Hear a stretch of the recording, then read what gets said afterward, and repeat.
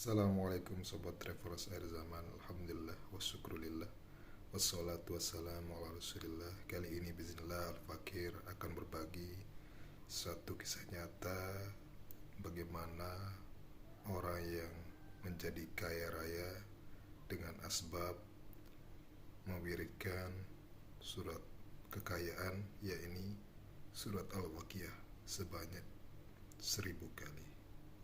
Bagaimana kisah yang luar biasa ini? Yuk tonton sampai habis agar tidak gagal paham. Salam.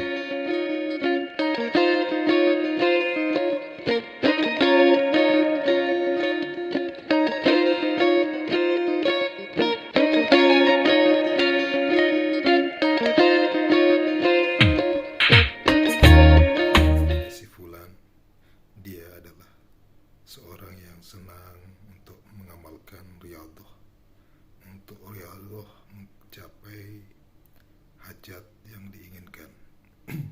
Suatu ketika dia berada di suatu daerah di Pulau Jawa.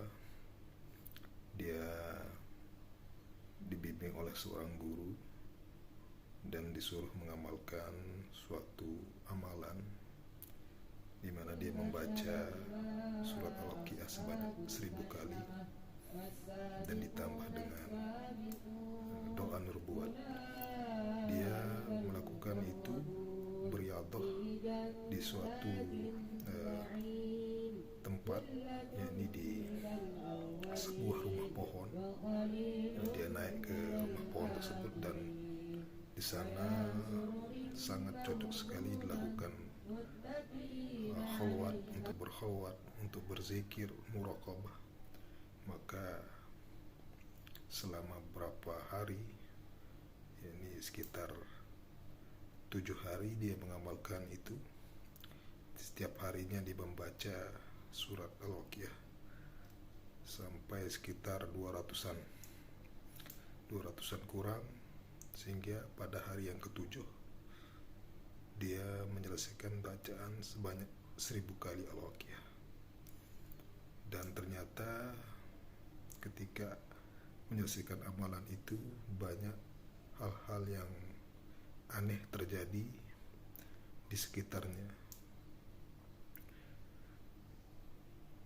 Kiai Soleh namanya di Probolinggo, Paiton.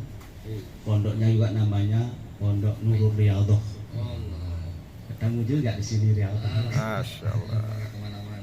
Kemarin itu kalau saya lakukan kemarin dimulai dari Jumat pagi ya, subuh. Berakhir malam Jumat juga. Aturannya sama, 25. Terus ditutup dengan 125. Mas saya gabung dulu waktu itu dengan doa nubuat. Nah, kebetulan ada tempat teman dulu ya, tempatnya dia ritual. Dia sudah selesai. Nah, saya datang, saya pinjam tempatnya itu kayak rumah Dayak itu, rumah pohon gitu. Selama ya sebenarnya ada saya riyadhahi 41 hari. Tapi tak gabung, iseng-iseng itu dengan Al-Waqiah ini. Nah, pengalaman saya setiap malam itu waktu Al-Waqiah ini memang bisa baca cepat, itu aneh sebenarnya di luar nalar itu. Bisa cepat, bisa selesai dah. Problema di tempat gelap lagi. Pakai apa? Lampu video. Iya, lampu kerja udah. Itu setiap malam kayaknya tadi dibangunkan sama ya mungkin malaikat mungkin ya. Terus hadir dalam mimpi-mimpi itu gimana ya, kayak silih berganti sudah. Kayak malaikat kayaknya. Malaikatnya lagi perempuan. Pokoknya gimana ya, Bidadari. pokoknya dibilang laki perempuan enggak juga, itu pokoknya handsome gitu. Rupawan. Tiap malam kan turun mandi lah ya. Mandi jam 12 itu mesti harus mandi berapa malam. Itu ada kejadian. Waktu setelah mandi saya naik ke tempat rumah pohon itu. Kan itu gamis yang putih kemarin pakai itu. kan saya cantolkan di paku ada Iya. di itu kayu itu. Begitu saya nyentuh itu ada pijaran api apa bukan cahaya kayak Filipina kan. Saya takut sampai 3 kali terjadi kayak silau ya. Begitu nyentuh ada apa ini ya? Padahal gelap tempatnya waktu itu. Saya ingat ada pesan kiai saya di Jombang waktu itu. Nanti kalau udah ada anaknya nanti kalau diginikan tangan kita ke baju katanya ada pijaran api gitu. Oke ini palingnya langsung saya Bismillah ya. Beranikan diri saya pegang itu baju itu tak pakai kerus gitu kan. Memang ada percikan api gitu. Saya teruskan itu. Dan itu juga alhamdulillah juga Al-Ghina juga inspirasinya dari ayat Al-Ghina itu. Ayat kekayaan kan Al-Waqiah. Itu diambil dari itu juga nama-nama. Waktu itu memang program kita waktu belum punya anak itu memang masih numpang sama mertua waktu itu. Jadi kayak disuruh tunda gitu. Kebetulan kita ikut apa waktu itu kerja di mertua di toko. Jadi tidak enak. Ikuti instruksi aja waktu itu. Tapi ini Al-Ghina ini udah muncul di waktu Riyadhah ini. Kayak bertengger kayak di apa namanya tandan itu pisang itu di atasnya itu anak ini masa anak saya kan gendut nanti ini persis kayak di terjemahan yang itu dialami tiap malam. Dalam video tadi si Fulan mengalami kejadian-kejadian aneh seperti jubahnya yang ketika dipegang ada kilatan-kilatan cahaya atau api sehingga jubah itu masih tetap dia koleksi, masih dia tetap kenakan karena nilai historisnya, nilai keberkahannya, karena dengan jubah itu, bersama jubah itu dia lakukan amalan-amalan riyadhah. Dan ketika berapa lama kemudian setelah dia menyelesaikan amalan surat Al-Waqiah 1000 kali itu, maka banyak kabar-kabar baik datang kepadanya. Tanah yang semulanya tidak laku-laku, bahkan si Fulan dan istrinya ini sampai menganggap tanah ini tidak akan pernah laku dan tidak pernah menganggapnya. Namun setelah si Fulan melakukan amalan, Masya Allah, tiba-tiba biiznillah ada yang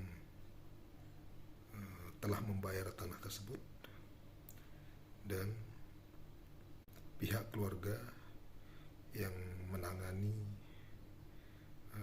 penjualan tanah tersebut memberikan bagian kepada si Fulan, dan dengan uang hasil penjualan tanah tersebut si Fulan dan istrinya membangun rumah yang mereka tempati sampai saat ini, di mana sebelumnya mereka tidak punya rumah. Dan si Fulan dikaruniai beberapa orang anak, dan alhamdulillah hidup mereka bahagia sampai saat ini.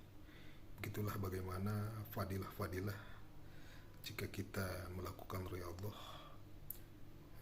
Yang paling tinggi tentunya niat kita riyadhah, bukan hanya sekedar mengejar hajat semata, tapi yang paling utama adalah bagaimana dengan riyadhah kita semakin cinta kepada Allah, meraih cinta dan ridhonya Allah SWT. Namun ya pasti untuk mendapatkan keikhlasan itu perlu tingkatan-tingkatan. Sebagaimana Maulana Ilyas sampaikan ya, bahwa untuk mendapatkan keikhlasan itu perlu memang diberikan stimulus motivasi yang awalnya dari keinginan menunaikan hajat. Nanti insya Allah akan bimbing melalui guru mursyid kita untuk bagaimana ya, dari awalnya niat kita hanya mendapatkan hajat, kemudian insya Allah bertahap-tahap meraih keridhaan Allah SWT. Keikhlasan itu yang paling puncak, ya. Apalah artinya mendapatkan hajat tapi tidak mendapatkan cintanya, tidak mendapatkan ridhonya. Maka penting kita untuk melakukan riyadhah, untuk mencapai makom-makom yang mulia, perlu ada guru yang membimbing kita, bukan buku, bukan melalui media sosial atau seperti bimbingan dari TV, tapi langsung bertalaki, bermulazamah, dan dibimbing langsung oleh guru-guru mursyid yang terkenal dengan kesolehan dan ketakwaan. Ya, kita juga perlu pilih-pilih dengan guru yang terkenal kesolehannya, terkenal akidahnya, ya. Jangan sampai salah memilih guru. Ya, mungkin itu saja dulu kisah yang bisa saya bagikan. Semoga bermanfaat, memotivasi diri kita untuk bagaimana menjadikan riyadhah untuk meraih hajat kita, dan paling utama adalah untuk meraih keridhaan Allah SWT. Semoga bermanfaat. Mohon maaf jika ada salah keliru. Saya Al-Fakir Trevor Al-Zaman mengucapkan wassalamualaikum warahmatullahi wabarakatuh.